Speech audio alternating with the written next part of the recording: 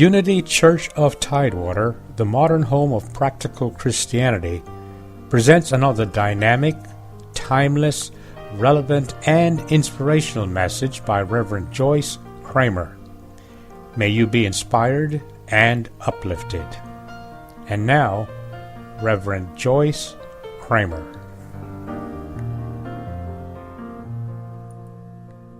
Hello, friend. This is your Unity Minister, Joyce Kramer, with new thoughts on labor. There are certain words that cause us much trouble. Beliefs surrounding these words lead to attitudes that are self-defeating. Many people are slaves to life and slaves to their work because of misunderstanding of the concept of labor. As we celebrate Labor Day, let us look at the typical concepts of labor. To many people, labor is seen as an undesirable. The word itself has many negative meanings. In looking up the word and its derivatives in a synonym finder, an attitude is portrayed that is not pleasant. It describes labor as toil, sweat, drudgery, or grind, ponderous, forced, wearisome, fatiguing, and tiresome. This is enough to tire one just reading it. However, on the other hand, labor is defined as human activity put forth as a means of producing something. Do you think of labor as disagreeable? Someone described it as an expenditure of effort for any other motive other than pleasure. Then we must assume that if one finds pleasure in his work, he is no longer a laborer. In the minds of many psychologists and writers of popular books, he becomes a workaholic. Isn't it interesting, even intriguing, the ignorance that intelligent people subscribe to? Just because someone wrote a book about a particular concept does not mean that it's true. Until we come to a greater understanding of the concept of labor, we are subject to the beliefs around us. We get as tired and bored as others. We see life not as a joy or pleasure, but as drudgery.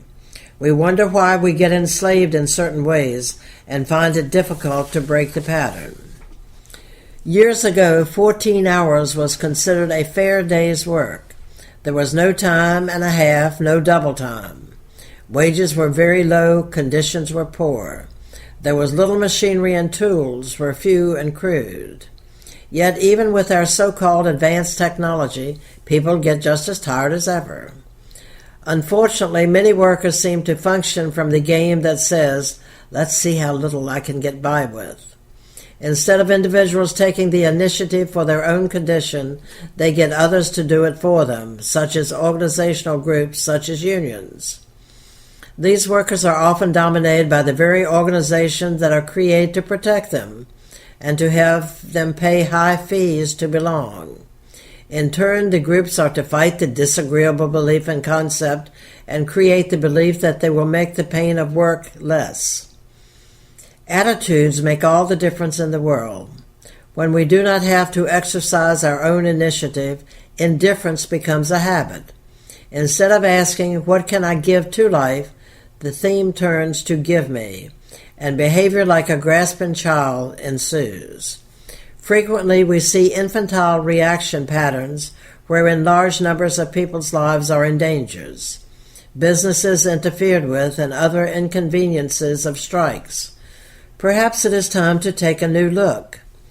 Jesus said, "Come unto me, all ye that labor and are heavy laden, and I will give you rest." Does this mean that you won't have to work if you turn to Christ? Or does this perhaps mean there are different ways of looking at things when one turns to God and new ways to respond to the work that we do? Jesus said, "My Father God worketh and I work." What is the work of Jesus Christ? He used his head, his heart, and his hands to bring about good for humanity. He let God work through him and with him to demonstrate the truth of God that healed, renewed, and restored. He let God speak through him as he taught eternal truth. Work is very important. Without it, there can be no reason for being. Without it, stagnation sets in, often leading to an early death. Our concept of work needs to be changed so that we no longer see it as laborious and tiresome. Neither should we feel resistance to the idea, for it provides an opportunity for each of us to individually give expression to the talents and abilities that are inherent within our soul.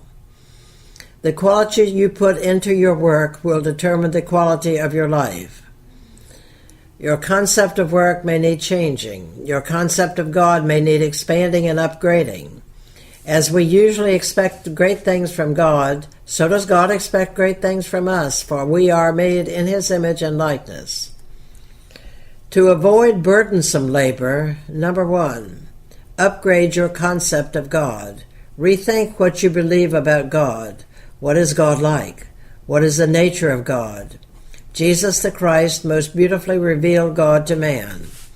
What kind of God did Jesus worship? How did Jesus see God? What did Jesus believe about God? So take time to study, think, and pray and meditate upon God. This will also begin to stir new ideas about yourself, about life and your relationship to God and life through work. 2, accept the truth, the reality of God's presence in you. Jesus said that He was never alone, that the God who sent Him was with Him to work through Him, to do whatever needed to be done.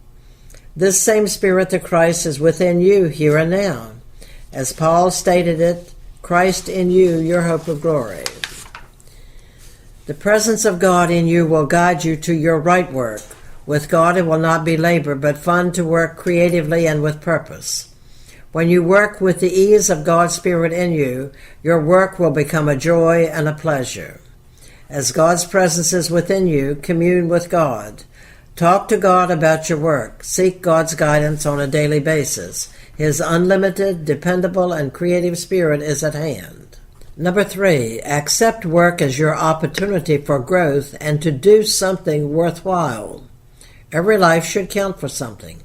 Every life should in some way be involved with service to God. The type of work matters far less than our attitude toward it. In some way, see that your work adds to the well-being of others. Regardless of who your employer is, realize that basically you are working for yourself, not just for the money that will buy you food and pay the rent. We are instructed to work not for the meat that perishes. Meat, food, shelter, and clothing are natural byproducts of the service that you give. In other contexts, you also work for yourself. You are improved, your life is upgraded as you strive for excellence in what you do. As you put quality into your work, you develop a greater sense of self-respect. It is said that if you are not improving yourself as a result of your work, you're not only robbing your employer, you are robbing yourself. 4, don't judge what you will do by what others are doing.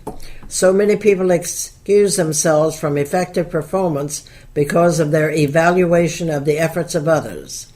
This practice will interfere with your personal process of growth unfoldment.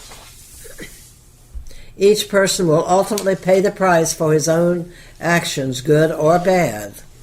None of us are judged on what someone else does or does not do. If you have accepted the reality of the presence of God within you, then play that role to the hilt. Let your knowledge be reflected in all aspects of your being. Let that knowledge be reflected in your work, in your relationship with people, as well as in all other attitudes and actions. There are unlimited heights to which you can rise. There is no extent to which you cannot master yourself and give positive and definite direction to your life. Jesus told his followers and those who came to him for help to have faith in God. Work to cultivate your faith in God in you. Faith in God opens the door to limited possibilities of creativity in whatever you choose to do. Faith in God will enable you to move beyond usual limits and bring forth works of lasting value. 5, apply yourself wholeheartedly to what you do. Project yourself with all the forces of your being into your work, even if you claim not to like it. Leave no room for doubt, smallness of thought, and discontent. Leave no room for negation, boredom, or tiredness. It is the law of the universe that you can't give out without receiving back. When you put your best into your work, you will amply be rewarded for it. This will come in the form of advancement, more income, or other benefits, but most of all, it will come in terms of self-satisfaction and self-respect. The universe is always just returning to us in increased form that which we give out. Once you have erased negative thoughts and feelings, once you have let go of how others see work and come to terms with the truth that work is your opportunity for creative expression, then you will feel at ease. You can then see the validity of the quote from Gibran's book, The Prophet, "Work is love made visible." Remember the game that little children used to play, put your whole self in? You don't hold back. You keep your attention on the work that you are to do and enter wholeheartedly into activity. Number 6, add joy and enthusiasm to all that you do. It's natural to feel joy and enthusiasm, yet because of the fact that in our world so much negation is emphasized, we tend to look on the downside of things. Some people seem to enjoy being cynical and pessimistic. Yet these are no more than habits that can be changed. The joyous, enthusiastic person works with greater ease and efficiency. In addition, he brings out the best in others. They are more cooperative and helpful. If you are not accustomed to working with joy and enthusiasm, try it. Put these qualities deliberately into whatever you have to do. Someone has said that if you'll only act enthusiastic for 5 minutes, you will be caught up in genuine enthusiasm. It's worth a try. Consider these new thoughts about labor and work. Overcome the beliefs that labor is burdensome and tiring. Upgrade your concept of God. Accept the truth of God's presence in you. Accept work as an opportunity for growth and doing something worthwhile. Do not judge what you do by what others are doing. Put yourself wholeheartedly into what you do and add enthusiasm and joy. If you will follow these guidelines, you will soon discover that your work also is love made visible.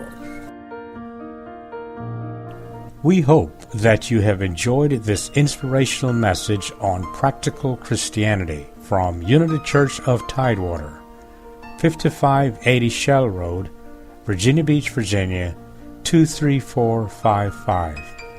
Our services begin at 11 a.m. every Sunday, or, if it is more convenient, please visit our website at www.unitychurchoftidewater.com. Thank you and have a blessed day.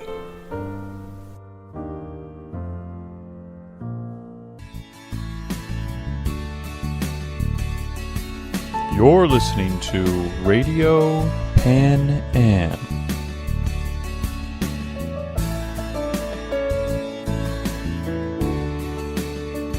Brought to you by Pan American Broadcasting, when your ministry has to make an impact.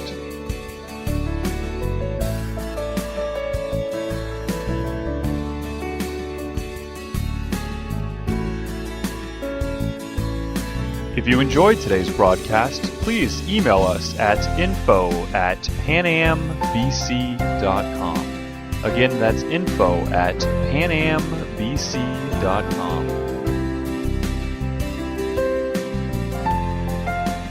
For more information, visit our website, panamericanbroadcasting.com.